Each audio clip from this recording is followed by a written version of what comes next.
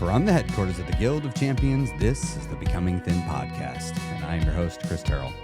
And welcome to another week of your weight loss quest. How did this last week go for you, champion? What new challenges did you encounter? But more importantly, what failure did you go through, and what lesson did you get from that failure? Come on now. Don't let a perfectly good failure go by without you getting your lesson. That's your reward for your troubles, after all.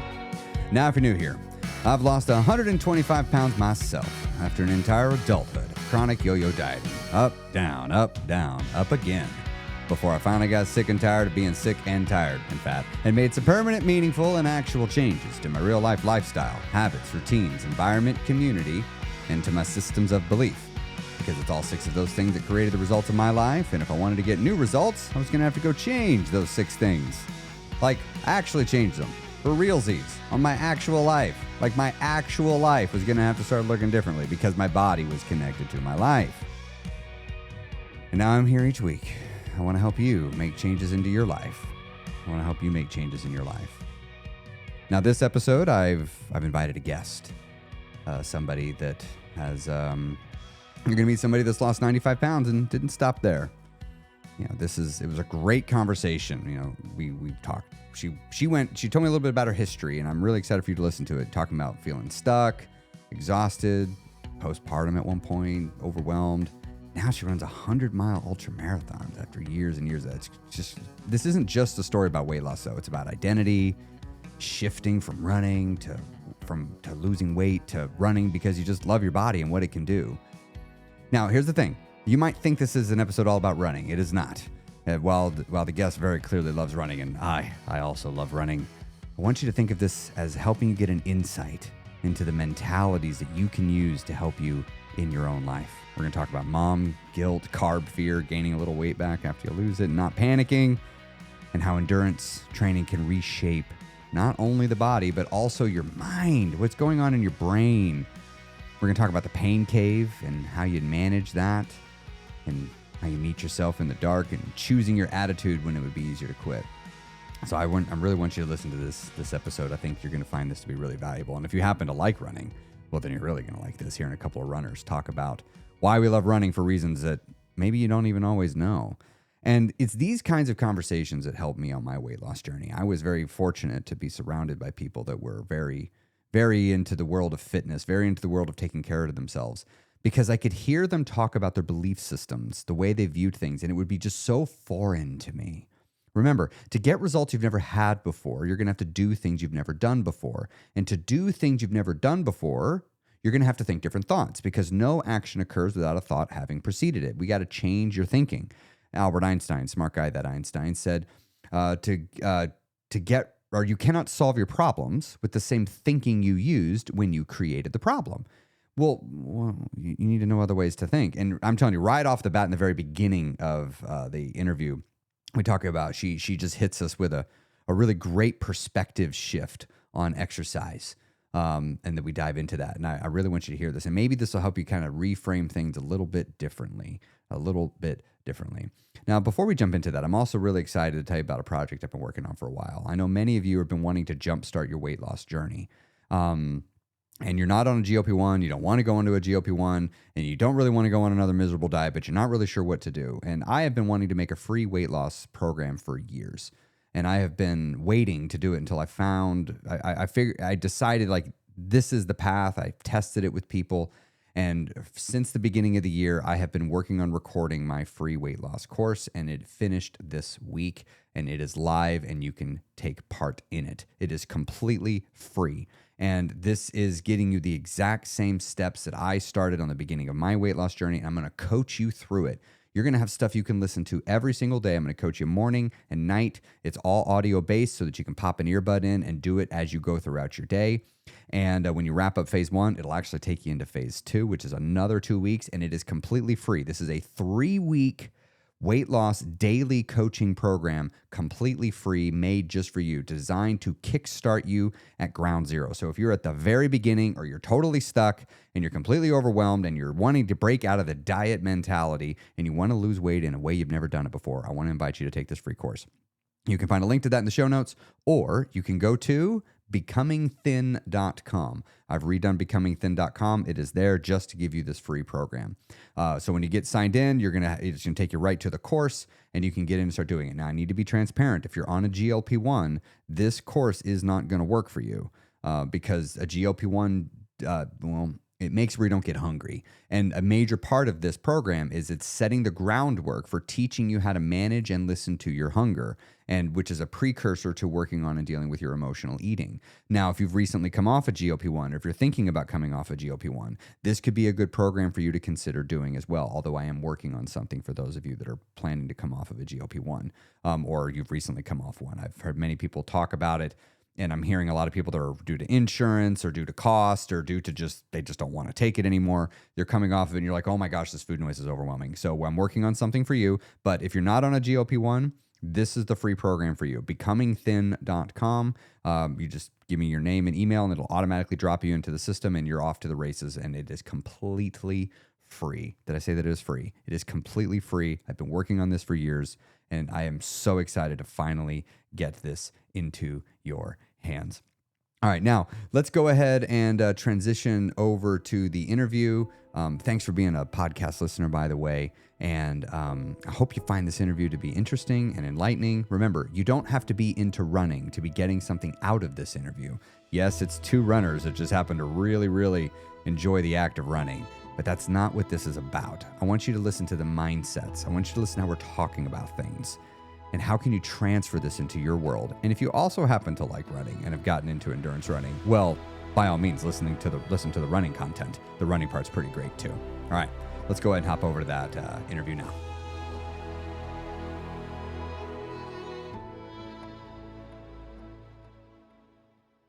Running has been just like one of the most fascinating things, though, to add into life. Because I thought people ran and it just didn't hurt so much and that it was easier for them. And I remember talking to my brother and he said something that just broke my brain. He's like, no, the first mile sucks every time. I'm like, what do you mean? He's like maybe 1 in 10 it doesn't hurt. But he's like, almost every time it sucks. And I was like, oh, really? Like, because I was thinking I was doing something wrong because it always sucked.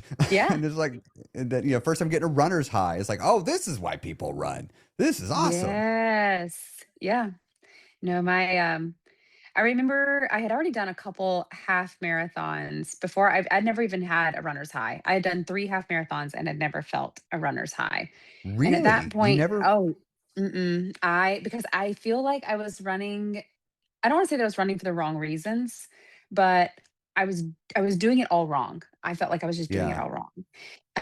The first time I ever did a half marathon, I got roped into it by a friend who I was young and dumb. I was 21. At this point, I wasn't way overweight yet or anything like that. I was just young and dumb. And she was like, I'm doing this half marathon. You want to do it with me? And I was like, 13 miles. I could walk 13 miles. Sure. Did it. It was miserable. Hated it. Swore I would never do anything like that again. And I kept my word for about 7 years. I did not do any sort of running. Then I had my daughters, gained a bunch of weight, and I saw half marathons. I saw running. I would see people running and thinking, that's how I'm going to lose my weight. I'm going to run and I'm going to take this race seriously. And that's going to motivate me. And then training for this race is how I'm going to lose that weight. Mm-hmm. I did not lose the weight. I Oh, it didn't work? No, I still did the race and I did train for it, but it still took me like 3 hours and everything hurt and I was chafed everywhere. I was very proud. I was immensely proud of myself at the finish line, but I still had not experienced that runner's high. I walked more of it than I ran and I felt gassed at the end of it. And I still was just so stubborn. I was like, I'm going to do this and I'm going to like it. 6 months later, I did another one. I had gained even more weight. I had not figured out the diet part of any of life. And again, ended up walking the entire thing with one of my best friends. It took us 3 hours and 40 minutes. And that one burned a hole in me. I was like, I'm coming back next year and I'm doing this race and I'm going to take it seriously and I'm going to figure out my life and we're going to lose Mm-hmm. this weight and I'm going to come back and do this. And I did. I did. That was kind of my like catalyst moment. And it was when I finally kind of learned that running was not for weight loss. running was a way for me to love my body and how it moves, that Mm. the diet part of it kind of clicked. I actually started wanting to learn how to fuel my body so that I could enjoy running. And that's when I started hitting runner's highs.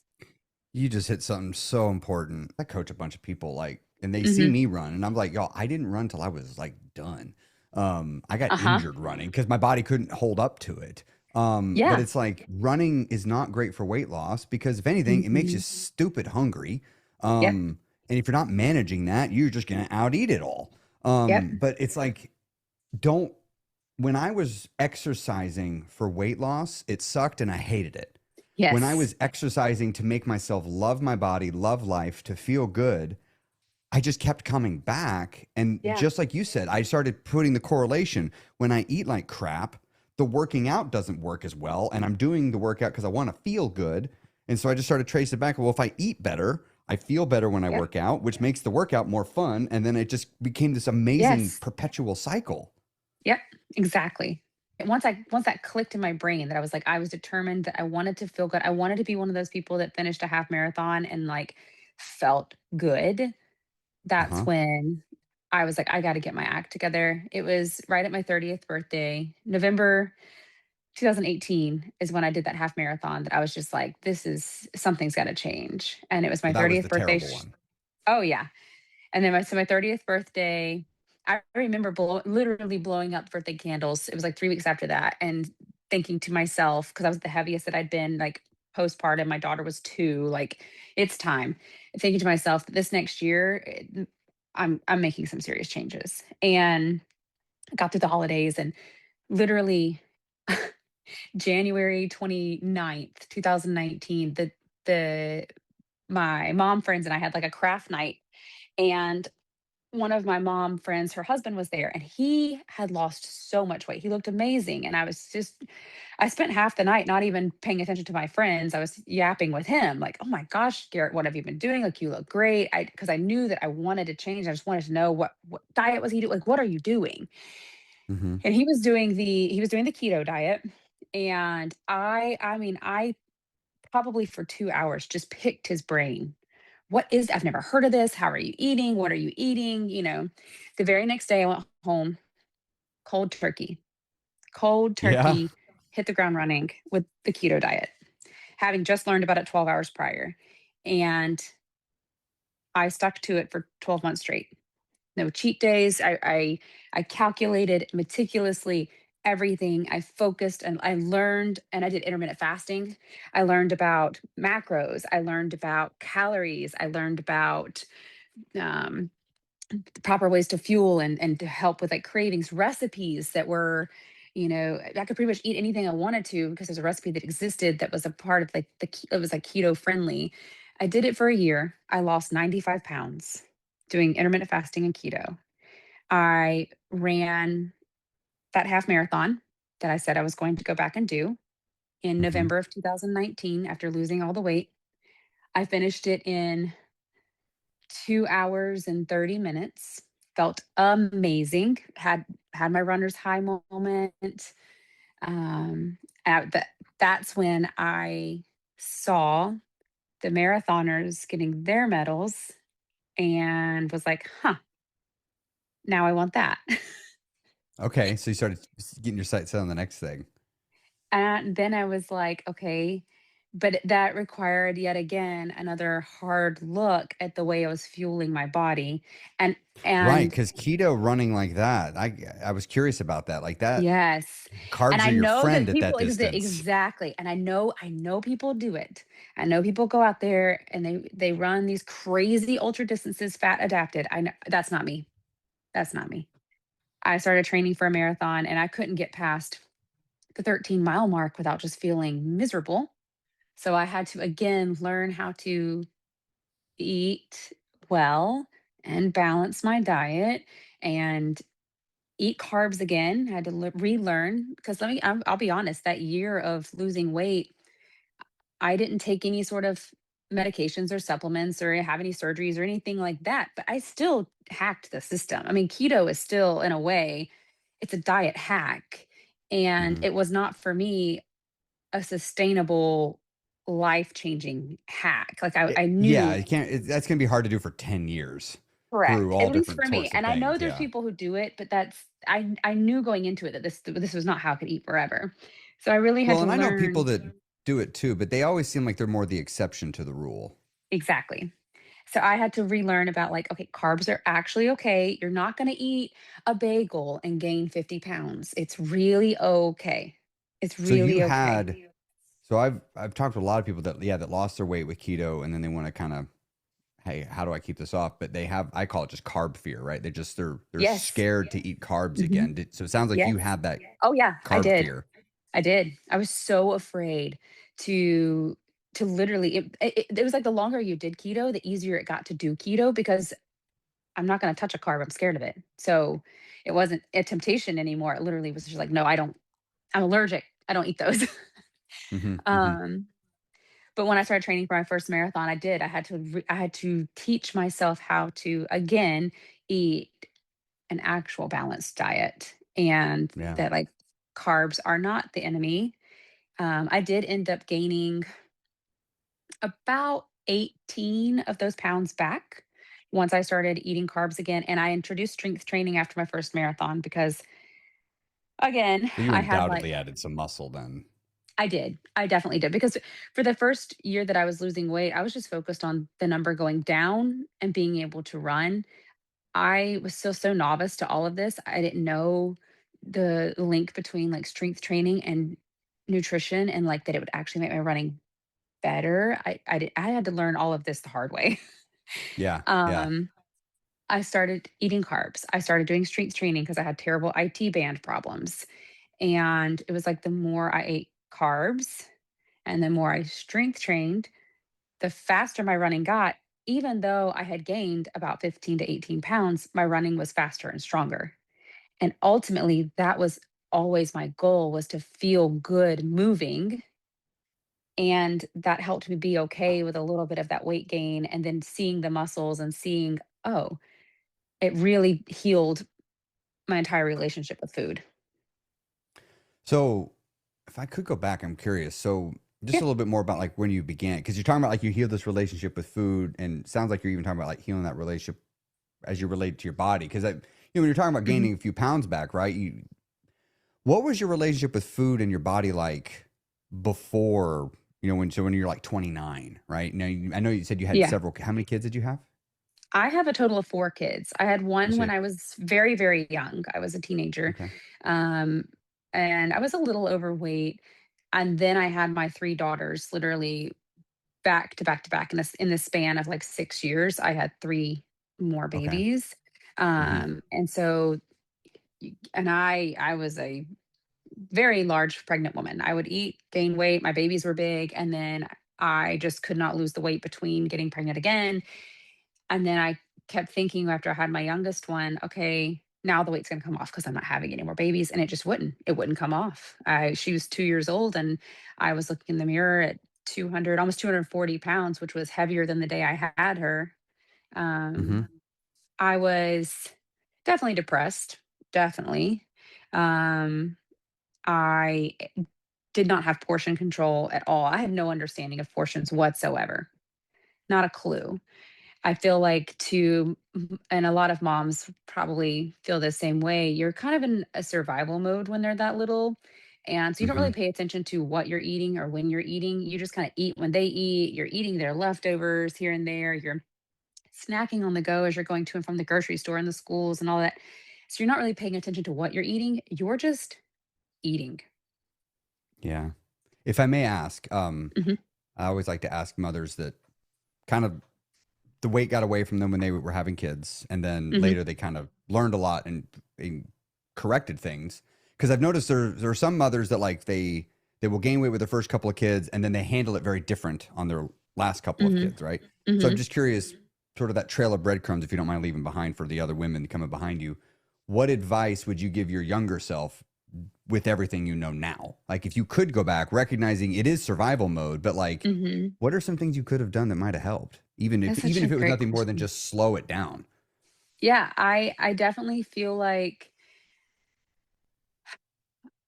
I would say that it's okay to like slow it down and take a little bit of time for yourself. And it is important to prioritize yourself in survival mode more than any time. You should be prioritizing your health and how you feel because it does trickle down into everything. How you manage your kids, your stress, all of that is related to how you take care of yourself. I'm not going to say that I'm a better mother now because I'm not a better mother. Actually, there was nothing wrong with that mother. I just handle stressful things better now that I have figured out how to take care of myself. And so it Hmm. allows me to be a more patient person and be able to handle stuff with them better now that I've learned how to kind of take care of myself. I would also probably say, knowing what I know now, that I wish that I had eaten better as a pregnant mom. I was just when you're pregnant and you're sick all the time, you just eat whatever you can.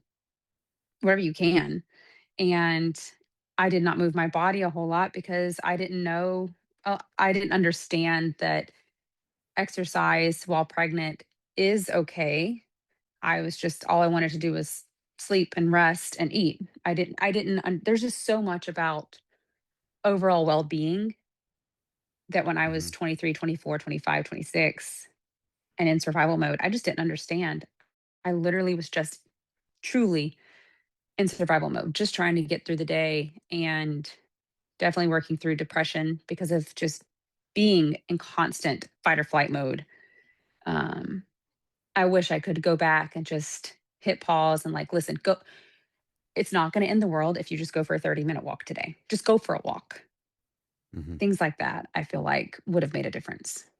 Yeah, no, that makes sense. That makes sense. Because I talk to 70% of the people I work with are women, and a lot of them Hmm. do have younger kids, and there's a term that gets thrown around a lot, mom guilt, and Yes. but Yeah. it's okay to take some time for yourself because I imagine, and again, I don't have the lived experience, but just from watching it, it's like if you're emotionally grounded and centered, you're able to be there for your kids in a better state, Yes, so no, to for speak. absolutely. I mean, and I still mom guilt is still something that I work through. So my youngest she'll be 9 on Monday. And, I'm training for these like long races and I'm away, a weekend a month or every other month doing longer races or longer runs. And I do have moments of kind of like mom guilt, like, gosh, is this really what I should be doing right now? Or should I be home, with my kids? These are precious days that I'm not going to get back. And I've had to really think on that a good bit. And one thing that I always kind of come back to is it helps that I have an adult child now. My oldest is 20. Mm. And I'm still his mom, like he still needs me, but he's his own person now. He has his own life. He's out there doing his thing. And it's been eye-opening to me to see that and think that if I didn't have my girls, if it was just him, my role as a mom has changed. You know, I'm his mom, but what else am I? What else do I have? So when my kids are grown and they're out of this house and they're on their own, if I do my job right, that's where they'll be. Then what do I have to fill my days? If I don't have what do I have? And for me, that's what running is. I am building something for myself Mhm. that is an outlet that lets me right now while they're here, um, give myself a place to go, regroup, feel good, feel strong. And then when they are grown and out of the house and on their own, yes, I'm mom, but I'm also a runner or an adventurer or somebody who has a hobby and a passion that's outside of motherhood. And I feel like that's completely okay, even though a lot of moms struggle with mom guilt. I'm curious what you think about, because kids mimic their parents' actions more than what we say. What an Hmm. adult tells them to do. Do you Hmm. ever stop and think about like it's a pretty now it's just my personal opinion. I think it's a pretty cool example you're setting in that like of what a mom looks like to them. Like you're Hmm. like they don't know any different. They only know what you're showing them. Exactly. And they see their mom goes and has adventures. Yes. You ever I think about want that? them to see that. I do Yeah. think about that, and I think I hope that they will kind of find that for themselves when they're parents, if they choose to be parents one day, is that life does not end at parenthood. You can be mom and you can be an ultra runner, or you can be mom and you can be a triathlete, or you can be mom and you can be whatever you want to be and also still be a good mom. And Mhm. I have seen where like little glimmers of what I do and what they see me do is starting to kind of come through in them, and I love it. My oldest, we back in October, um, drove my son across country back home to Georgia for the holidays. But before we drove home, we went to the Grand Canyon, and she's never been to the Grand Canyon. She was 12 at the time, and we hiked 2.5, 3 miles down and 3 miles back up and up. It was at 7,000 feet of elevation. We live at 800 feet in Georgia. Um, it was like 6,000 feet of gain. She was very tired and, even had a little moment of like a panic attack and just like, oh my gosh, we still have this far to go. I don't know if I can do it. Had to work herself through it, got out of the Grand Canyon, immediately high-fived me and I was like, "Baby, you did that." And that's something that no one can take away from you. So moving forward, when you come across something hard, I want you to think about this day that this was very hard for you and very challenging, but you still did it. And I didn't know how much she was actually really taking away from that. And then come around like Thanksgiving, the local turkey trot is being put on, and my 11-year-old wants to do the 5K. And my 12-year-old says, I'll do it with you. And I was like, you're going to run a 5K? And she was like, oh, yeah, I can do a 5K. I hiked the Grand Canyon and survived that. If I can do that, I can do a 5K. And I'm like, there it is. There it is. Perfect. It's working. How did you feel when that happened? Oh, When your kid I said that? I was so excited. I was like, first of all, you want to run a 5K? But then also I was just like, okay, that just made me feel so much better about the panic attack in the Grand Canyon. Because back to mom guilt, I had a little bit of mom guilt that she was panicking in the Grand Canyon and I was the one that drug her out there. And I was like, maybe that was a little ambitious. Maybe that was too much for her. Sometimes I need to touch grass, right? Like, and Mhm. remember that things are hard for other people, that I'm deluded sometimes. Um, but then when like that came around full circle, I was like, oh, okay, it wasn't a mistake. It was not a mistake.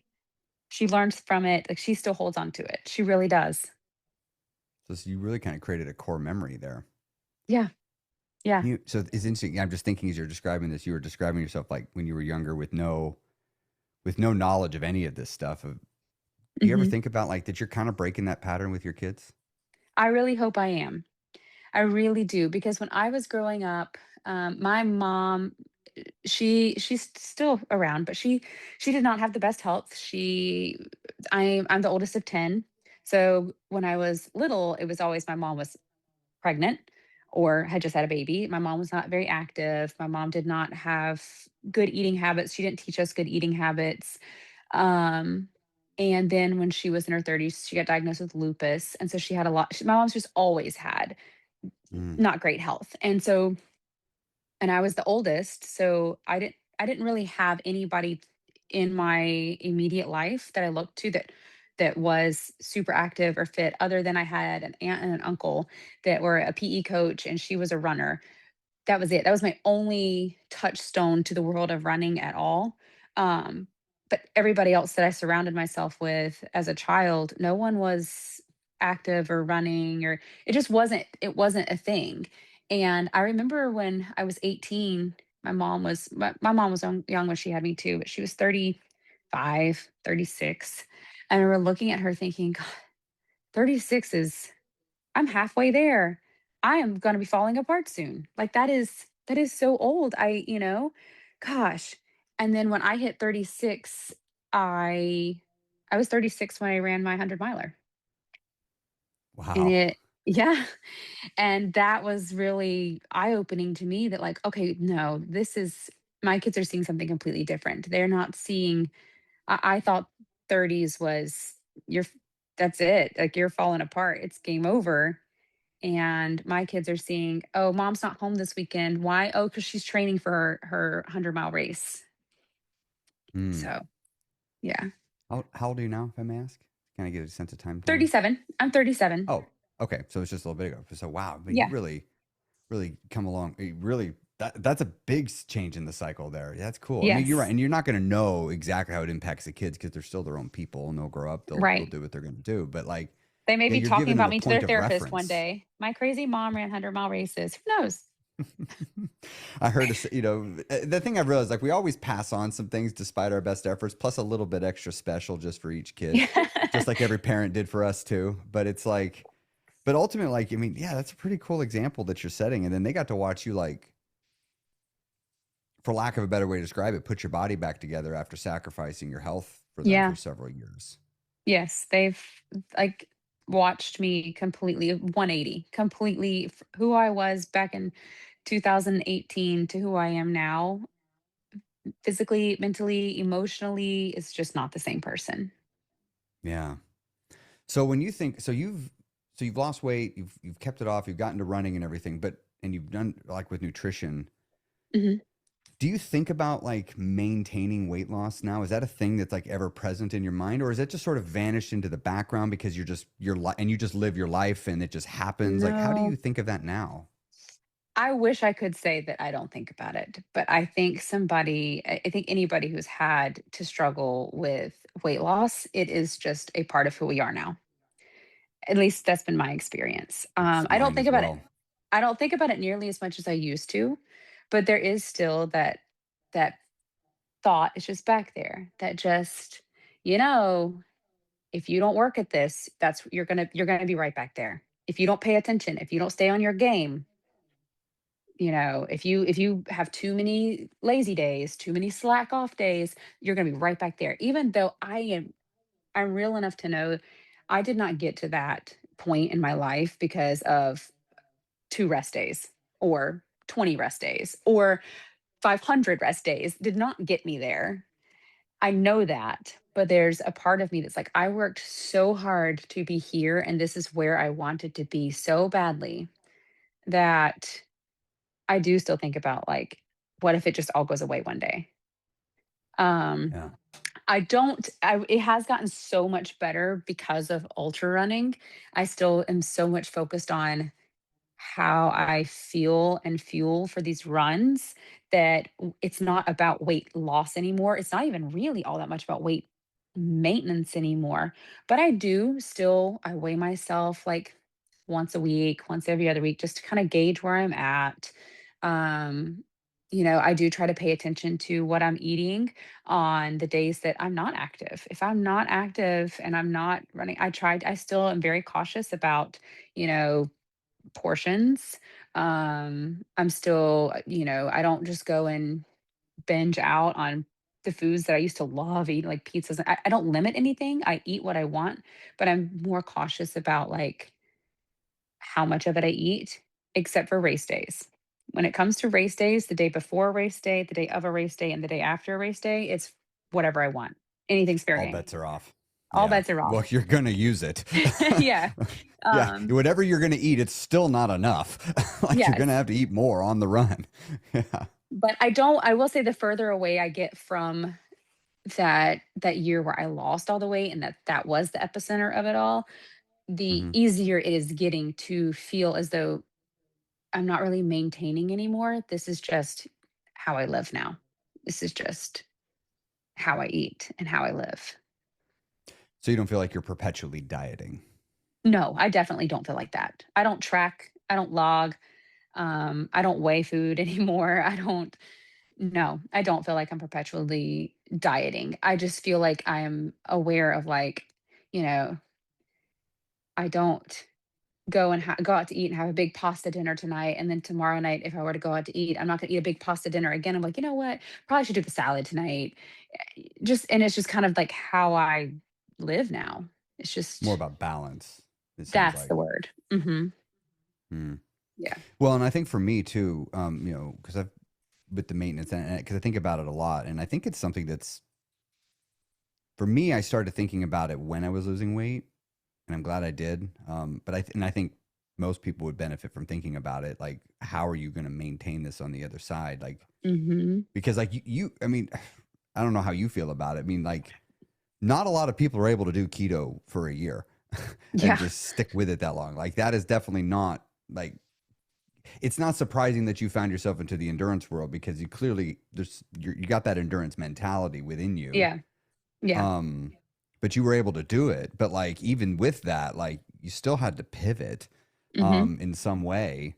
Mhm. Um, and I think it was like, yeah, I don't want to diet forever. I don't want to have to be micromanaging everything forever. And that's where I really, that phrase, I don't know how you thought of it, but like, you got to make it a lifestyle. I used to think like, oh, you Yeah. make the diet the lifestyle. It's like, no, no, no, no. You need a lifestyle that doesn't make you get big. What is that Exactly. lifestyle going to look like?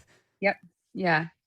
And I feel like that's where being active comes in. It's like, okay, diet for weight loss, activity for weight maintenance.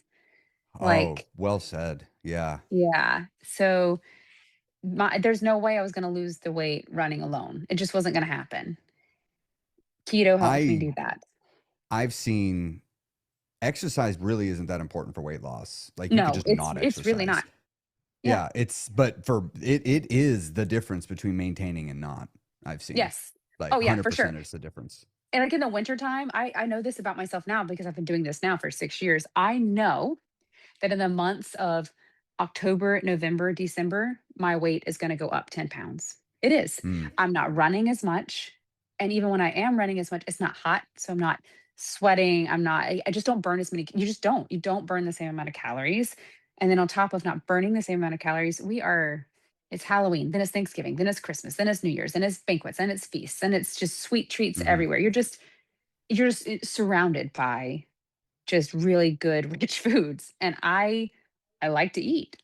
Um, and I know this about myself now that, like, I know the holidays, I'm gonna go up, and then as soon as New Year's hits and all the junk food stops and the days start getting longer and the weather starts getting prettier, I'm back out there moving more and more, my weight will go I lose those 10 pounds before the end of January without really having to try all that hard, Hmm. and I'm I don't even freak out anymore so much about the 10 pounds gained because I know I'm not gonna eat this way and behave this way to maintain this level of weight gain. That's just not gonna Hmm. happen.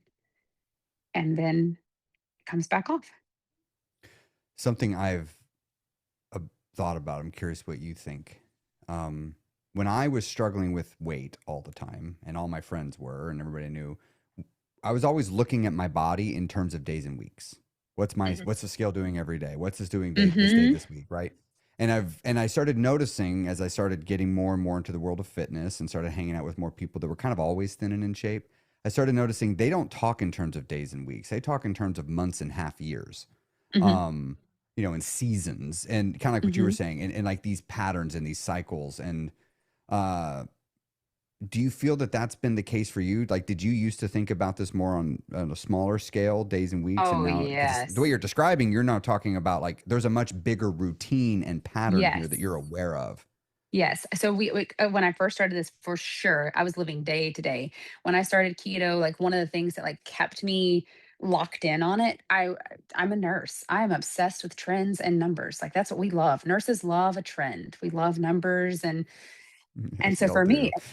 I got excited in the mornings, like, let me see how much I weighed today and let me, measure out all my food. And like it was a numbers game for me. And I did every single day that I got up and that scale went down, even if it was like point 0.1 of a pound, it was like satisfactory to me. Um, and I was like, okay, if I lose this much weight this week, then in X amount of weeks, this is how much I'm gonna weigh. And like I would just like you said, almost like count out the weeks. Okay, so by April, whatever, I should be about this size. And it kept me kind of rolling forward in those tiny baby steps. But definitely now that I'm very much removed from that, I do think more in months and seasons because now what I think about is my races. I think Hmm. about like I forever have a race on the calendar. There's always a race on the horizon. And that's where my brain is now. And like, I have to eat well now so that I can do the long run this weekend that's gonna help me train for that 100 miler I have in 2 months. Like, that's Hmm. my brain is I feel like I'm I'm not in diet mode, I'm in training mode all the time. Even when I'm recovering, it's still in my brain training. And so what I'm eating is this is either food to recover from a run that I've just done, or this is food to get me ready for a run that I'm doing this weekend. What's going to make me feel good? Like that's how I think now. Yeah. For me, it's very similar too. I found that like, especially like fitness and how I'm doing nutrition, it's like I don't in my body weight and look, I'm like, I don't, because I've noticed some weeks I'm a little softer, I'm a little, it's a Yep. little, I'm a little more tired. And then other weeks I'm like, you can tell the glycogen's a little lower, I'm a little bit more Yeah. lean, or my body's feeling more amazing. And I've Yeah. noticed some weeks my hunger's way up more, some weeks it's Mhm. further down, and I don't worry about it so much in the terms of weeks. Now, Exactly. if I see a trend going for 4 months, I'm like, Yeah. okay, wait, that I need to look at That's a that. problem. We got to figure this out. Yeah. No, I feel definitely the same. And also just as a female runner, I have a cycle I have to deal with anyways every month. Right. And that alone, not just talking in weight terms, but even just energy, I know now having done this and how my body feels at any day of the month that, that week leading up and into, no, my runs are not going to be great. Probably. I'm not going to feel good. I'm not going to, and I give myself so much grace those weeks. It's just like, okay, we're just going to go run 1 mile today or walk a mile or go, oh, we feel like doing three. We're going to do three. Oh, we have to go down and weight with lifting. That's fine. Because I know what's coming next is the week after. I feel like Hercules. And I know that I will go and do back to back runs. I actually have to sometimes even make myself slow down because that week after I just feel amazing. But it's just a wave. And so that's what I try to tell people all the time too is like just because this run sucked or your last 8 runs sucked doesn't mean that it's always gonna it eventually always it swings back up. It always does. You just have to Yeah. trust it. One of the things I really like about running is it seems like it's a great metaphor for so many parts of life in general. And I think about that all Yes, the time. Do you think about that much? I actually do. And I feel like too, especially having done like ultras now and like where you like tolerance is my sport now. Endurance is my sport. Like it transcends into so much of my life that like little things that used to be uncomfortable or bother me or get me worked up. I just Hmm. don't anymore. You just, you know, even little things like being a little cold. You don't complain about things anymore. I just feel like just little things just don't you just see things differently. And my dad would drill into me that attitude is a choice. He would say you can do it and be happy or do it and be unhappy, but either way you're going to do it. Mhm. And I remember going to ultras or going to endurance races in the before times, and it was big and just supporting family or whatever. And I would just notice that everybody doing it seemed to be in a good mood, but I didn't truly Mhm. understand until later.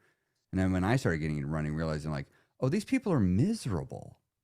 Like, they're not feeling good. And it's funny. I could talk to Yeah. people about their idea of suffering. I love when I get into a conversation with somebody and they talk about suffering, and they're like, "No, I think suffering's bad." And I'm like, "Look, when you're on Mm-mm. mile 27 and Mm. it's a trail run, and or for you like mile 70, I'm like, the correct word to describe the living in my body experience is I'm suffering. Like I'm suffering, Yeah. but my attitude, I can do something about that." Yeah. And I've realized, and I've noticed that seems to carry over into other parts of life. So when something Oh, in yeah. life is like really hard, I can't change that it's hard, but I can change how I'm responding to it. Exactly. No, exactly. It's funny you mentioned mile 70, my 100-mile race, mile 69, I was, like, drinking a beer, dancing, I felt great, that runner's high was flowing. Mile 71, both soles of my feet, blisters erupted out of nowhere. I didn't have my poles with me. I had 13 miles until I could even get to my poles. I'm death marching through the middle of the night on this like gravel road. I'm in every step is just like glass in my shoes agony. And I never once wanted to quit. Like I never had that. I never was like, I'm going to quit. I knew I was going to finish. I just wanted to get through this section. Hmm. And my pacer and I, we put on this playlist that it was another TikToker who shared this playlist, I don't know, months ago. And I saved it because like, oh, these are kind of fun. It's like oldies, like good old classic, like 1960s music and just good old like Yellow Submarine, like just feel good, happy music, you know? And so Yeah. here I am. It's, I don't even know, 3 o'clock in the morning, maybe. My feet feel like they have glass in them. I'm death marching 13 miles to my poles in the middle of the night. I can't see anything but what's in front of me. And I'm blasting Yellow Submarine and music like it. And now to this day, when if I turn on that playlist, it's such a fever dream to like go back Hmm. to that. I'm like,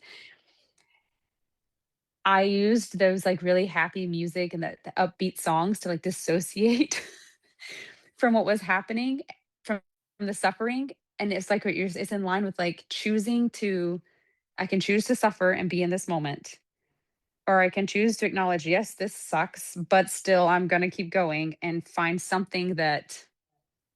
So yeah, if you were out there with me, you saw someone who was just walking and listening to happy music, but inside I was screaming. Yeah, and it's like you have to choose where you place your focus in those moments. Because yeah, I've done Yes. some running challenges too. Yeah, where it's just like if I stay in my body too much, I'm gonna quit. It hurts too much. Yeah, I exactly. I can't go there. And Yeah.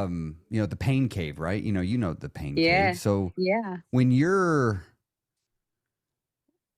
in the pain cave, if you don't have somebody with you, how do you talk Mhm. yourself through it? My pain cave usually comes first in an emotional state than it does a physical Okay. state. Okay. I don't really know how to articulate that other than that's kind of what I've noticed. If I'm going to hit that wall, it's an emotional state first, and I have to quarrel with myself mentally that yes, this sucks, and maybe you're not as fast as everybody else, or maybe you're not as strong as everybody else, or maybe you know you do want to quit, but that's not the crime. The crime is not wanting to quit. Everybody out here is going to want to quit at some point. um you have to just keep going. And I remind myself again and again and again about that feeling of what started all of this is I wanted to be a runner. This is what I wanted. I I posted actually something just yesterday about like this is what I asked for. I'm out here in Hmm. the middle of the night suffering, and that's what I signed up for. This was what I came for. I didn't come because it was easy.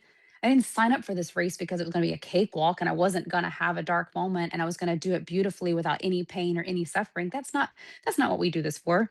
We sign up for it knowing that pain cave is going to be there. We are going to walk through that darkness. It's going to happen. And it's how we deal with it and come out on the other side. That's why we keep coming back. That's why we keep getting sucked Hmm. into these things. And so when I'm in those like mental dark moments of like, oh my God, this is just never going to end. I'm going to be hurting for the next 8 hours. I pull myself back and I'm like, yeah, but remember when this is what you wanted? This is what you asked for. This is what you've wanted, and you're here. So embrace it, enjoy it. The I think of it like for me, the pain cave is part of. Yeah, I look to do these challenges knowing that it's going to hurt, it's going to suck, it's Hmm. going to be difficult. For Hmm. there's two things. Part of it is I first started feeling those moments for me like the weight loss journey because there were plenty of moments where I was just like, this is stupid. I don't want to do this. Hmm. Um, and learning how to do it. But But what I started realizing in those moments, the person I was coming face to face with was me. It was me saying Yes. to me, I don't want to do this. So I'm facing myself Hmm. and I'm meeting myself in my purest form. Like Hmm. all the ego, I mean, all the facade is stripped away. All the caring about what other people think. It's just me getting down on me, and I am the only one that can talk to me there. No one can talk to me but me. And Yeah. and I think if I go to those pain caves to meet myself, I think is why I go back Yes. there. I want to meet me, I and there's a love that. version of me that I can only meet there. Hmm. And when you come out of it, you're a new person every time. It's every time, Every time you every come time it out and changes me. you've evolved. I've evolved. And it's sometimes it's huge evolution and sometimes it's just like little things, like little ways that you just kind of Mm. feel I've just done something that was something I wanted to quit and I didn't.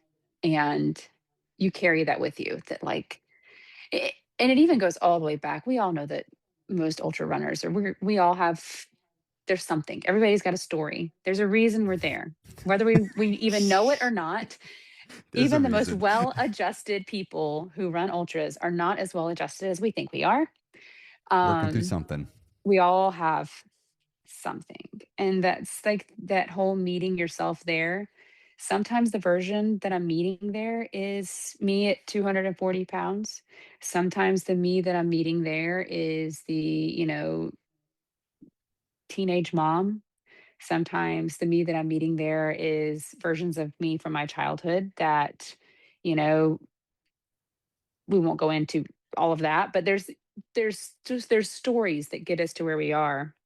And I feel Hmm. like there's healing in meeting yourself there and having those conversations with yourself that you can only get to when you are raw.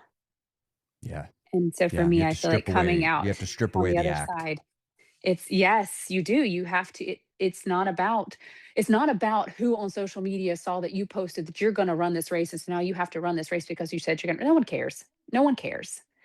It's about you keeping promises to yourself, but then also you having those conversations with your old self, whichever version of you that is. For me, there's another version of myself I like to meet in the pain caves. It's the version of myself laying on his deathbed, Oh, the yeah. me that's not even alive yet. And I always think of Yeah. that too, because it's like I remind myself, like, what I'm doing right now, Mhm. I will remember when I'm on my deathbed. I'm making Yeah. something for myself later. I think of that Yeah. a lot, like with these adventures. It's like I'm creating a gift. And sometimes it's the pain, but it's like, as we were just talking about, like on the other side of the pain cave is usually some moment that feels pretty exhilarating and Yeah. incredible. And it's Yeah. like, this is my gift to my future self, is this memory Mhm. right here. And I had to Oh, work yeah. really hard and I had to go through some absolute agony to get here to create this gift for myself. Yes. Oh, yes. I love that. No, it's very much true. I think about that too, about I have these like lofty goals of one day I want to run Cocodona 250. I want to do a 200-mile Mm, race. I've spoken it, I've said it. I don't know when I'm going to do it. I don't know, but I want to. And I know that there's a yeah. version of me that exists. I can picture finishing a race like that. Like I can see it happening. I want to meet her. And that's how I felt about my 100-mile finish. Also, it took me 2.5 years to finally train up and get to a race that actually had a start line that wasn't canceled or altered and run the race and finish the race and get that buckle in my hand. That was a two Hmm. and a half year journey. And it, I would I would do 5 years to get to that moment. I mean, that no one can take that away from me. And how I felt at the end of that race is just I'm not even the same person anymore. Yeah. And So that's what I think. So, and why I like the endurance running and, that metaphor for life too. But also what I've realized is like these experiences we have, you carry it with you into your daily life too. mhm. Like, so I remember, have you ever done or familiar with the 4x4x48 challenge? You Yeah, done that I've one never yet? done it. I haven't done it, but I am very familiar with the It's a Goggins 4 special by 4 kind by of 48. miserable Yeah. because of the sleep part. Yeah.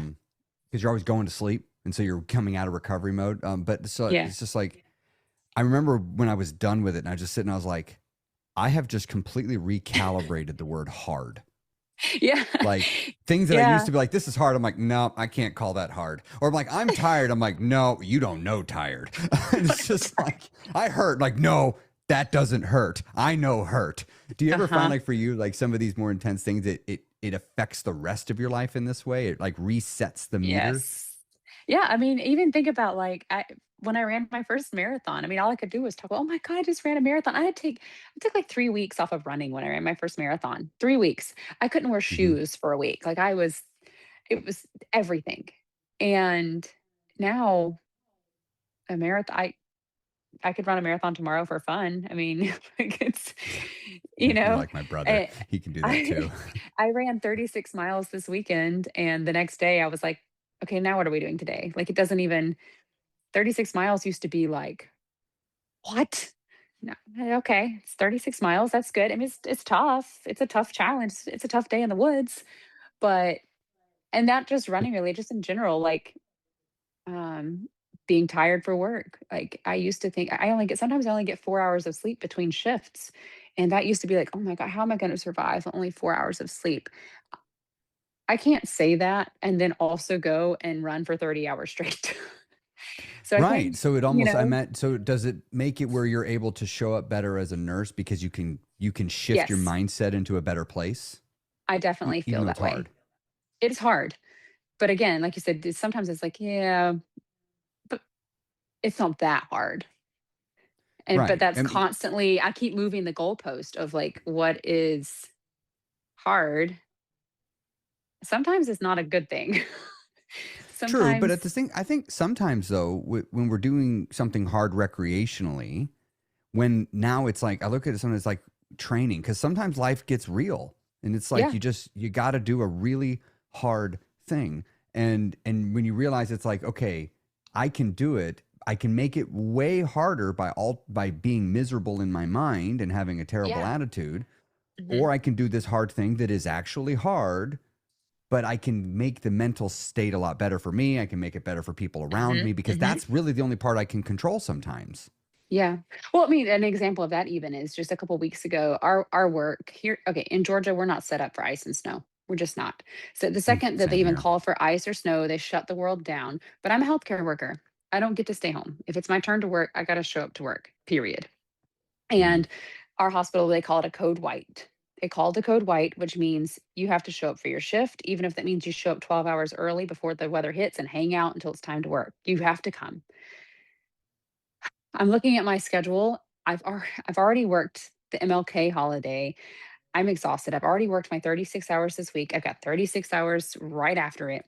I picked up an extra shift and went ahead and worked. So I ended up working like 90 something hours in 2 weeks this last pay cycle. Um, Walking from the hospital to my friend's apartment across the street in the ice storm so that I had somewhere to sleep between shifts because I couldn't drive home. I live too far away. And I went into that entire weekend knowing before I even started, before I even got in my car and headed that way, this is going to suck. I'm not going to be at home. I'm not going to be sleeping in my bed. I'm going to have to walk to and from the hospital in the ice storm. I'm working extra, which makes me cranky anyways. I'm not going to be able to run the way I want to run. I'm going to have to run on a treadmill. You know, I had to completely pivot that entire weekend. But again, you start channeling, well, I start making everything as spinning your attitude. Oh, walking in the ice storm. That might be kind of cool though. I don't get to see ice very often. I bet the trees are really pretty. So I started taking pictures and videos of the trees as I was walking.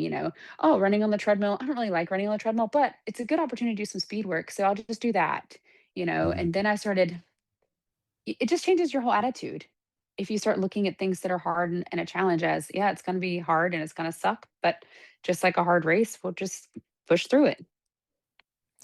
So I just want to kind of knowing people listening to this, Hmm. there's going to be somebody's going to be thinking, well, this is all well and good, but like I'm not that kind of person. Y'all are something special and unique. What would Mm-mm. you say to that person listening right now? Just while we're continuing on, because I want to kind of keep digging into this, but like, what would you Yeah. say to the person? It's like, yeah, but you can do it, but I'm not I, special. I'm not special. That's the thing. That's one of the biggest things I love to post about is showing that I'm not special. I started out at 240 pounds. I couldn't even run a mile. I am a mom. I have 3 kids. I work full-time night shifts. I have bills to pay. I have a house to run. I have kids to take care of. I have a very busy life. And yet, still, I make this work because it is something I have a passion for and I make it a priority. And anybody can, even if it's not ultra running, anybody can find something that they have a passion for and make it a priority and excel. You can begin to excel in something that you have a passion for. It is not something that is I'm not gifted at this. I was not a runner in high school. I was not a this I'm completely self-taught up until I started running ultras. I did get an ultra running coach just more so for like helping me figure out how to plan in these runs. And he also kind of keeps me from running off a bridge. He does kind of rein me in a little bit. um But yeah, no, to that I would say I'm not special. This is not something that,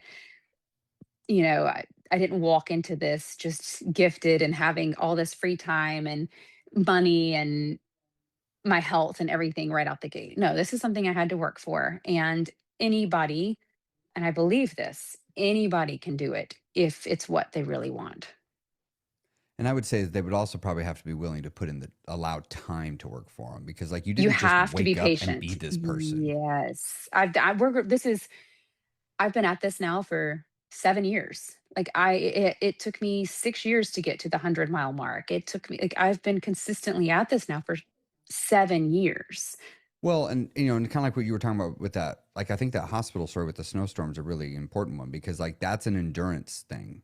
Hmm. And I think, I often talk to folks say like, running, yeah, it's physical, but it's honestly like you also have to teach your mind how to run for 6 hours, how to run for 12 Yes. hours. Like you have to cultivate a mentality and you don't jump to running 12 hours, you jump to running 12 minutes.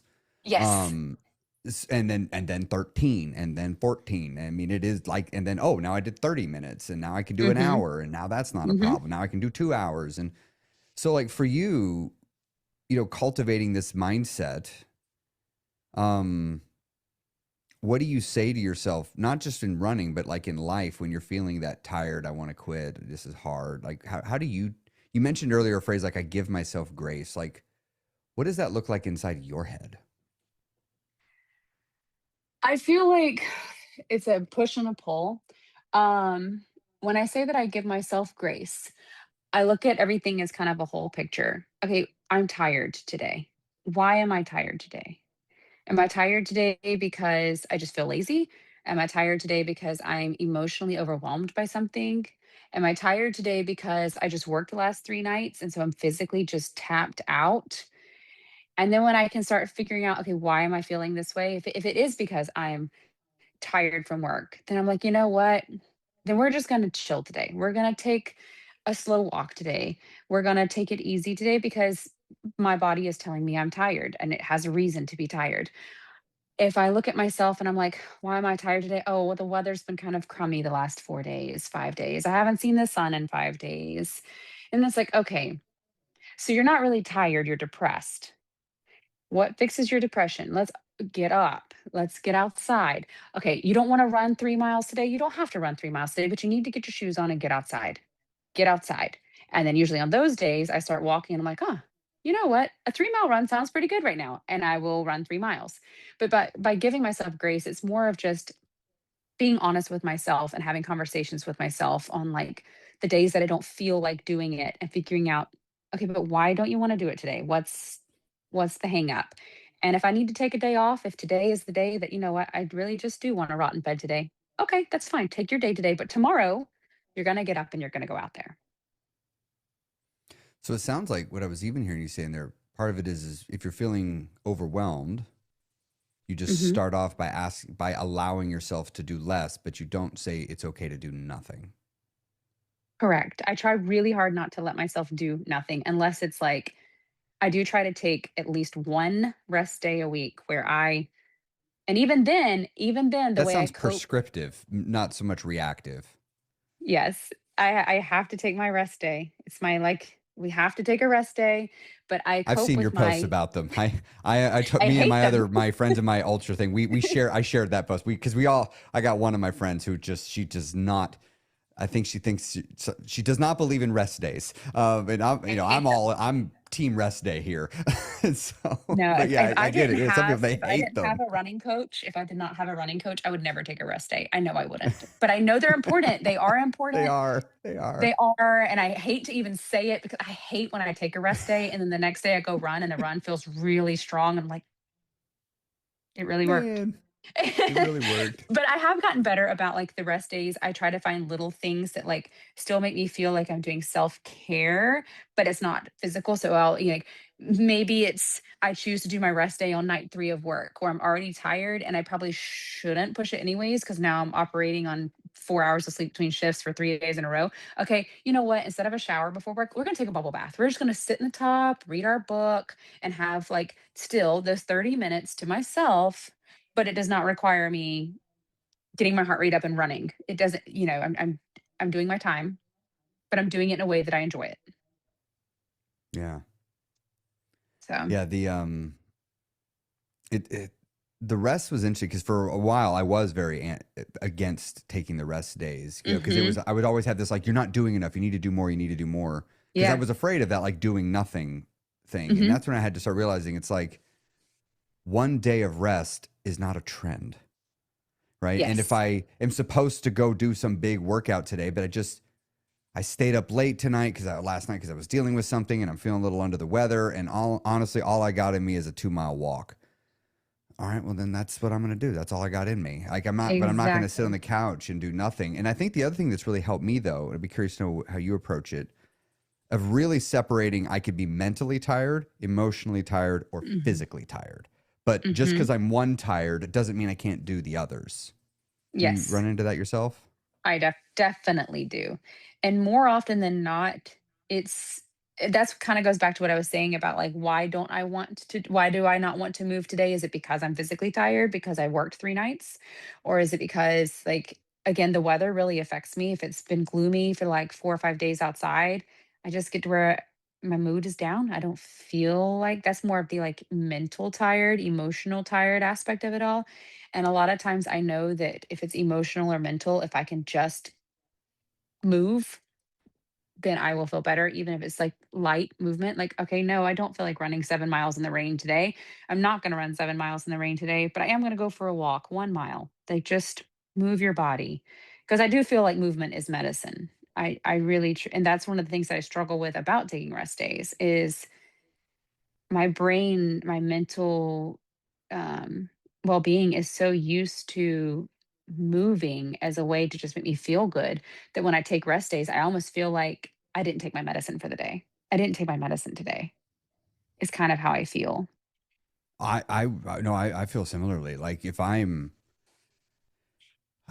it's so rare that I'm going to have a day where I just physically don't move much because I'm like, Mhm. it's usually I'm sick is usually what it Mhm. is. Like Mhm. Yeah. it's like I don't have a choice because I've discovered, yeah, if Mhm. I'm mentally not feeling good, well, then I'll just go for a run or a walk, or I'll go get out and move my body. And then I Mhm. just will not ask myself to think. I'll give myself, I call it brain candy. I'll put my earphones in something where I don't got to think at all. I can have the Yeah. thoughts mainlined in. Or if I'm emotionally tired, I find sometimes it's like, I don't want to think. I don't want to feel. I just want to kind of like just zone out. And it's like, Mhm. well, movement is far easier to zone out than sitting still. I mean, Yes, it is. it's hard to do that because I can get into my body and it's a very grounding thing. It And is. then I've even Yes. found that when I'm physically tired, I've also just come to truly respect most of the time I used to think I was tired. No, it's just my body wasn't activated. And I've realized like Mhm. the body is, I have such respect for what the human body can do. I mean, it's just Mhm. such an incredible machine what it's capable of doing. If you Yeah. just push it for 15, 20 minutes, it's amazing how it just wakes up and comes Oh alive yeah. and it I live by reliably this like a like machine. 10-minute rule. I have the 10-minute rule. I adopted it years ago. I saw it on social media somewhere and it stuck with me. On the days that it's like I really don't feel like it, I'll tell myself 10 minutes. Get up and do 10 minutes of walking or lifting or 10 minutes of exercise. And if after 10 minutes you still feel like you don't want to do it, then you can quit. I I often end up having some of the best workouts just by starting 10 minutes. It's funny you say that. When the beginning of my journey, I started thinking, 50% of something is better than 100% of nothing, and a half-assed workout done half the time is better than nothing. I love And I started that. realizing, like, if I just show up and half-ass it for 10 minutes, 5 Yeah. minutes, if I want to go home, I can. And I have a few times that Yeah. happens, but I found exactly Sure. what you said. Like, easy 80% of the time, once I'm going, I'm like, well, all right, I'll half-ass another 10 minutes. And then another 10 minutes later, I'm like, well, I'll whole-ass the next 20 minutes. And then, yeah, I crush it and have a personal best. Yeah. And then I Yep. feel even more amazing because I'm like, I didn't even want to be here. I didn't even want to Right. be here. And I It just like did it that. feeds something. It feeds something in the brain that's like, okay, I still show up for myself, even if it was like a half-assed exercise. I still showed up for myself, and it just kind of reassures the brain that like even when I don't want to, I can still do it. And sometimes it ends up very like therapeutic. Yeah. Yeah. Actually, speaking of therapy, I'd be curious what we were talking earlier about the mental health aspect of exercise. How have you found exercise to be therapeutic from an emotional standpoint of life, of just kind of working through things in life? Yes, I have. And I do not believe that exercise is a replacement for therapy. I'll just say that.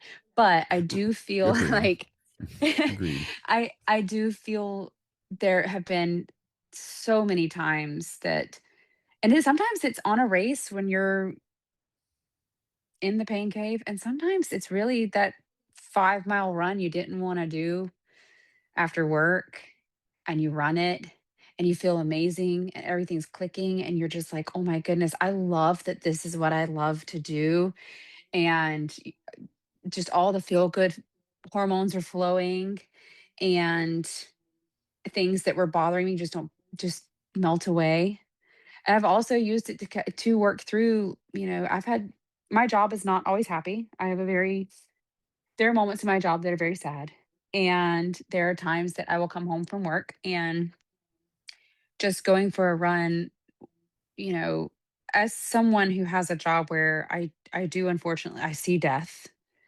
Um, One of the ways that I have learned to cope with that, I mean, I was a nurse during COVID in the ER, was allowing myself to go for a run after seeing something like that to more or less silence the panic and feel alive and have gratitude for being able to run and breathe and be alive another day.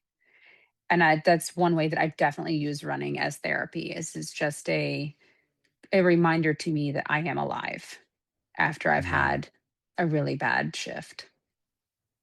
One of the things I've really enjoyed about, and I'll say exercise. I mean, while for me, just like running has been the overwhelming majority of the time it happens, but it's, I don't know how it was for you with your weight gain and whatnot, but for me, I was very much, I used food to manage my feelings. And the reality is I was never really good at managing, listening to, processing, or experiencing feelings in general. And, Mhm. and what I found was so nice about running is usually I was by myself, usually, not Mhm. always, but most of the time. And usually I'm alone, like physically alone, like I'm out in the woods or Mhm. I'm off on some road and there's nobody around, nobody's looking at me. Mhm. And what it Mhm. was doing, and I'd have nothing to do but to sit in my own head. But what it was also is allowing me to sit in my own feelings. And I could actually sometimes feel and think about and process something. And there's actually time and space with no one needing me. I don't need to be anything for anybody. It's kind of like that pain cave, right? I'm not in a physical pain cave from the run, but like I can Right. just drop the act and just feel whatever I need to feel. And that's one of the things I found Yes. that's really, it's why I like trail running specifically, because Mhm. literally I could be, no, I I haven't seen a love soul it. in 40 minutes. Yeah. Um, and it's such a peaceful thing that usually I find on the other side of that, just processing stuff. Have you Yeah. found experiences like that for you too? I would say yes. I mean, that's one of the things that I do love about running. It's so much more than physical. I really don't think I run that much for the physical gain of it at all, honestly, anymore, so much as it is the mental and emotional part of it. And just like you said about trails, I didn't find trail running until 2023. So I had been a runner for 2.5 years before I really fell into trail running. And now that is my go-to. Same.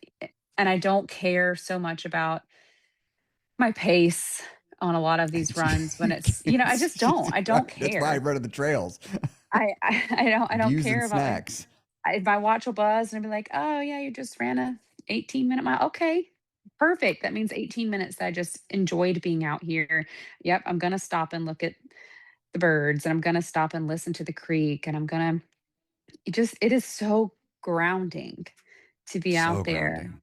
And it's like you said, you don't see anybody. I hardly ever see anybody out there. It's usually just me and the trees, and it lets me have a space that I can go. And again, like you said, like drop the act and just I don't I'm I don't have to be mom, I don't have to be a wife, I don't have to be a nurse, I don't have to be a daughter. I don't have to be anything to anybody in that moment. It's just me and the trees. And if I want to think about the feelings, I can think about the feelings. And if I don't, if I just want to be there and just dissociate for a second, I can do that too. It's helped me with perspective on a lot of things, being out in the woods Mhm. with nobody around. Because yeah, Mhm. I have a spot. So there's a park near here where I run. I've been running out there for years, and Mhm. there's one particular place. No matter what I'm doing, doesn't matter. I always stop, and I just stand there for 30 seconds, a minute, and I just take it in, and Mm. I love that spot. Yeah, because it's just like I don't have to do anything, be anything, think anything, feel anything. I could just stand Mhm. here and just Mhm. exist for 30 seconds. And it's Mhm. so nice to have Yeah. that. Because, yeah, otherwise we go back to and it's like, and then when I'm done, I can get back in the car and pick up everything I got to do. It was all waiting for me Yep. in the vehicle, It's right and it's back to it. okay. Yeah. Yeah. Yeah. Yep. I know. I know the feeling very well. Yeah. Yeah. It's such it's a cool thing to have that. And that's where, and then something about being in nature, like running on the roads is fine, but there's something about seeing the animals that you see or seeing the sunsets and the sunrises because you get to run at Yes. weird times too. Mhm. And and I just always think like this is such a gift. And you were talking about death, and I wasn't planning to go here, but now I'm kind of curious if I could ask. Yeah. I think about death a lot. I actually think my life Yeah. got better when I started thinking about death a lot. Mhm. When I was I avoiding agree with thinking this. about it. Yeah. So I agree. there was I was living in an apartment several years ago, and often it was when I was first building my business. I was just be crazy busy, Mhm. um, training for an ultra actually, Mhm. and you know when you're doing it, you just run when you can run. And Mhm. so there was this cemetery right next to my apartment. Actually, I have several members of my family buried there too. So I could walk out my door, cut through the trees, and be in the cemetery in 30 seconds. And then they had this Oh, wow. paved path, and I could run several miles in there. Yeah. And I would run in there all the time thinking, people ask like, why do you run in a cemetery? And I'm like, well, honestly, I feel like I'm kind of honoring the dead here of like, Mhm. they're in their box and I'm out here living life. But then one day I had this thought. I was like, I wonder if there's anybody in here that was born after me that's already here. So I There started probably walking around is. looking at headstones. It took me like 3 minutes to Yeah. find one, which was a little Yeah. disconcerting how easy it was to find that. And I'm sitting there standing at this headstone looking at it. And I'm just like, wow, it Yeah. is a gift that I get to be out here doing this. Like Yeah. this is the way I honor them. Is like I go live my life. I don't sit at home and live a life that's so boring. I won't even remember it a month from now. Yeah. Yeah. No, it's running is such a gift, and it is the gift that just keeps giving. It does. It just keeps finding new ways to make me fall in love with it again and again. And I mean, I started the height of my running during COVID.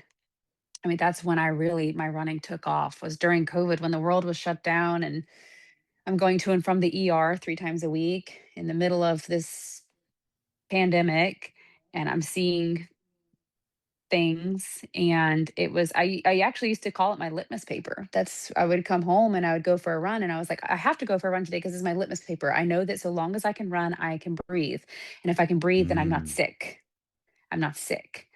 Because we at this point at the beginning of mm, COVID, we didn't know. We didn't know you what know this was gonna anything? be like. We didn't and I'm going to work and I'm around this virus and I we don't know. Am I gonna bring this home to my kids? Am like is it gonna get me? Is it gonna I had no idea. And it was a way for me to kind of cope with those fears too, of that uncertainty was if I can run, then I can breathe. And if I can breathe, then I'm okay.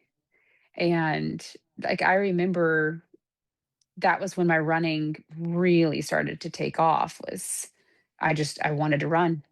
I needed to run. Yeah. Yeah. And so like, being around death regularly, because you have more exposure than others, and it sounds like it's Yeah. given you an opportunity to really express a lot of gratitude for your own life and own existence. Oh yeah. Yeah, it really has. Like we are not we are not here for a long time. None of us really are, and we don't know when that time is going to come. And sounds very bleak, but it is the reality. And it helps drive a lot of my decisions when it comes to training and some of the races I even do or the adventures I want to go on is like, I'm talking about doing a 200-mile race. I really want to do a 200-mile race and I'm weighing my options. What do I do this race this year or do I wait another year? And but then in the back of my mind, there's that, well, do I have another year? We don't know. None of us know. And it helps a lot with the the decision making, I have this mantra that I used my very first ultra, um, burn the ships. Um, my son, when I did my first ever ultra, he was in high school, and at 3 o'clock in the morning when I got up to get ready, I had this text message from him, and it was a history lesson about Cortez, who was not the world's greatest guy, but he was a conqueror. And one of the things that he told his men when they settled the New World, when they first got there, was he was like, burn the ships. We're not going home. There is no way out. It's do or die. We have to, this is it. And I used that phrase a ton during my first ultra, like burn the ships. Like, this is, we're not quitting. There is no way out. It's just straight through. And I find myself even now using that to make decisions for like my races and stuff and moving forward when I'm also faced with death, a lot of death. I think about that too, is that we are here for this one time and it's not a long time. And so finding little moments that make you feel alive is important, and doing the big moments that make you feel alive is important. And the time is going to pass either way. So start taking steps now to do what brings you joy and makes you feel good. And I felt like once I adopted that, just things just started falling in place. It became easier.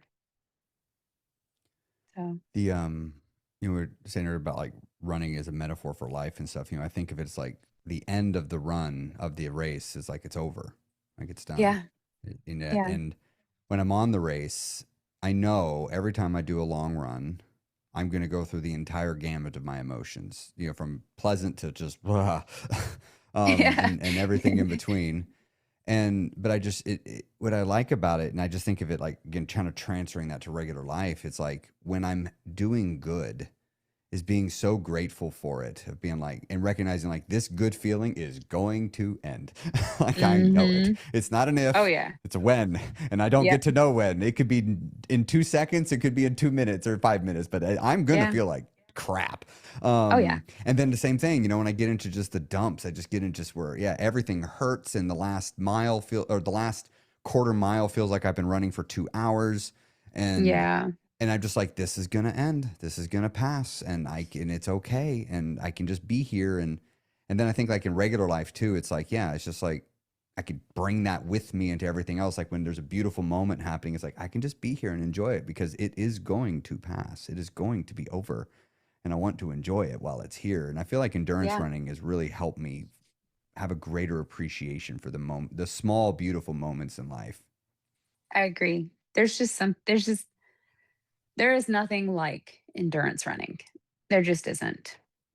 I have fallen head over heels in love with endurance running, and I have no intention of giving it up anytime soon. It's Mhm. something that we talk about weight loss and lifestyle. I found my lifestyle, um, and it's I think endurance it's so running. important. And you're doing it. What's cool is like we've been talking about it. I mean, other than the moments we were just addressing that it's there, you're not you're not doing it to maintain Mm-mm. this body that you created. No. You're doing it for a whole bunch of other reasons, and the body's just a byproduct. It just The happens. body is the vessel that I need to get me there. My body is my instrument. It is my tool. I need it to work. Yeah, But yeah. yeah, no, it's not for aesthetics or weight loss or no, it's not about any of that for me. It's about I just want to go outside and have a good time for a long time. That's all I Sounds like you're want. living. Yeah, yeah.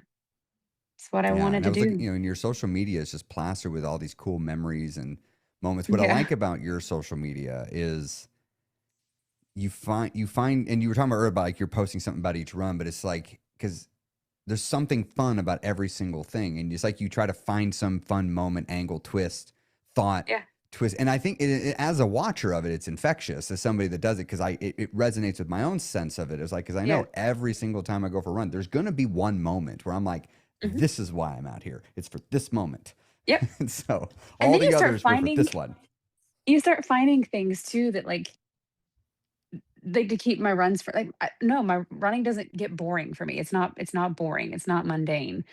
I, if I have to run at night, I psych myself up like, oh my goodness, I'm gonna get to see the stars tonight. I'm gonna get to run in my little lighted vest tonight. I love night runs. Sometimes I see an owl or I see the deer, and I amp myself up for that. Or like, this morning I went for a run after work on the trail.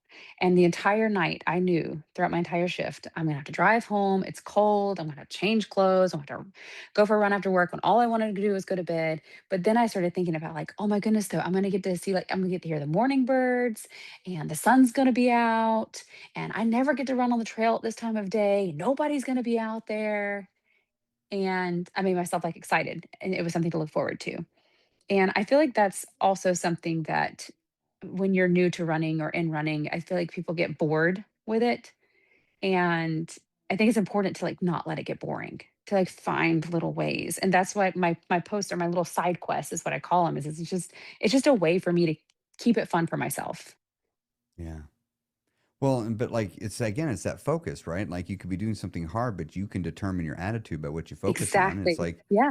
yeah, I'm gonna go do this run. I could focus on it's late, it's cold, it's awful. I got to do with all this stuff. And don't get me wrong. Sometimes I give myself my 5 minutes of my pity party because Oh it's like, yeah. okay, enough of Yeah. that. Now Oh let's. What yeah. am I excited about, right? If I'm gonna do 5 minutes Yeah. of pity, let's do 5 minutes of excitement. And yeah, and it's like respond to the Exactly. negativity. Don't just let Yeah. the negativity have the last word. Oh yeah, let me be very clear. I have my moments of whining. I definitely, not every run is a fairy tale. I will be very honest. I have runs where I'm like, that sucked.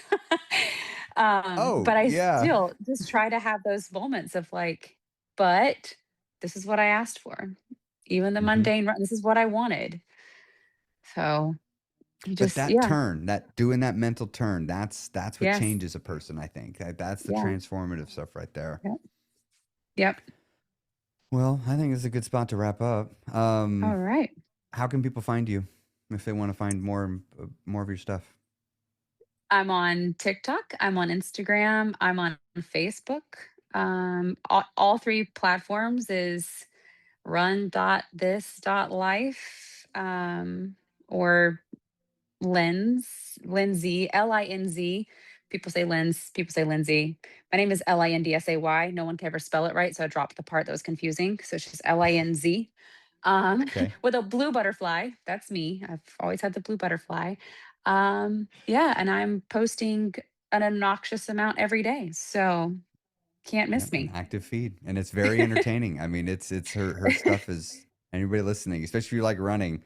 Your stuff, my friend, I'm sure you do in your run groups. The Instagram stuff or the Yeah. posts you share to each other. Yeah. Yours makes regular rotation, I love so that. yeah, it's very excellent sources of entertainment and motivation for us. Oh, Um, cool. yeah, it's been yeah, I got some friends that were very excited that we got to talk. Yeah. And we think is anything else? What are you? Just for curious, what are you training for right now? What's the next races on the Oh, horizon? um, I've gone full lunatic. I'm doing a 100-mile race in Memphis. I'm doing the Viper 100 on March 13th. Oh, you're I near my neck of the DNF'd. woods. Yeah, I DNF'd this race last year. There was generational flooding. I'm cursed. Any race I go to, it rains, it floods, I bring hurricanes. Anyways, the race got changed to like a 6-mile road loop. I called it at mile 63. My heart wasn't in it. This was not how I wanted my first 100 to go. I called it. So I'm going Hmm. back and I'm getting the buckle. And then 15 days later, I got free entry into a 100-mile race here in my neck of the woods with the Revolution Running ultra company that I have. They asked me to be one of their team members this year. So I got free entry into this 100-mile race. So I'm running two 100-mile races in March, 15 days apart. And Wow. yes, I have the intention. My intention is to finish both of them. Um, we will see. If I We'll don't, find out. if I don't, I at least I have the guts to try. But my intention is DNFs are to great to get. come home with both buckles. Is my heart's intention. That is what I have next, and all of that. It starts. Viper is in 4 weeks from today, and then Bootlegger is 6 weeks from tomorrow. Oh wow, that's exciting. So you are right up there on it. So you're getting so how do you do with the taper weeks then for you for as active as you described?